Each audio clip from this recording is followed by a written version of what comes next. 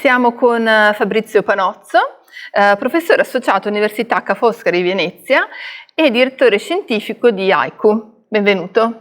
Grazie a voi, grazie per l'invito.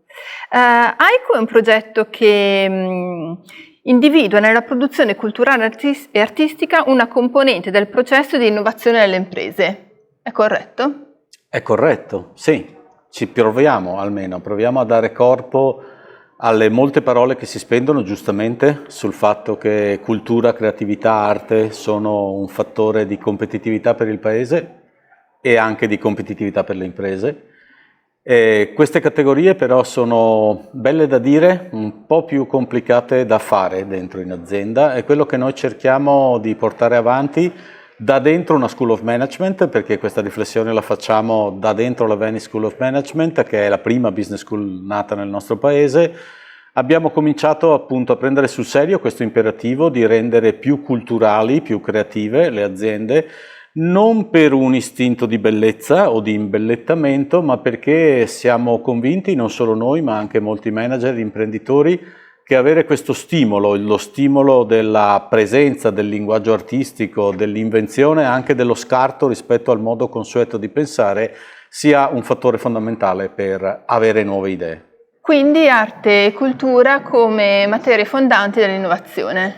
Sì, l'idea è questa, messa in pratica, perché ancora una volta a noi piace prendere certo le parole del momento che ci suonano molto positive, però siamo management e quindi noi le portiamo in pratica nel mondo delle aziende. Per metterle in pratica noi chiediamo anche alle imprese di riflettere sul loro modello di business. Riflettere sul modello di business vuol dire vedere l'arte e la cultura come parte integrante di ciò che succede ogni giorno dentro la vita dell'azienda.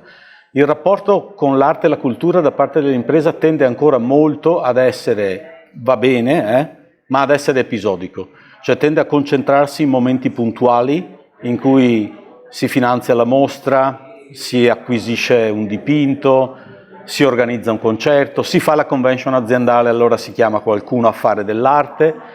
Va benissimo, però c'è qualcosa di più, soprattutto nel nostro paese, che l'arte può dare all'impresa ed è una partnership, è un rapporto costante di relazione col funzionamento d'impresa.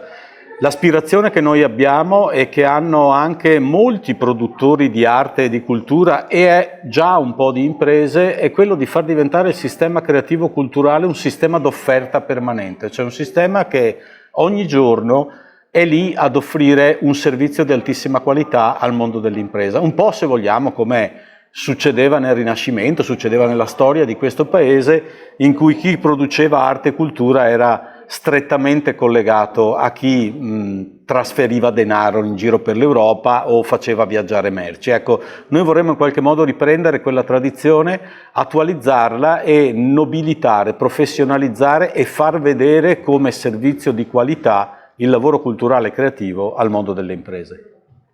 Bene, io le auguro buon lavoro e a presto. Grazie.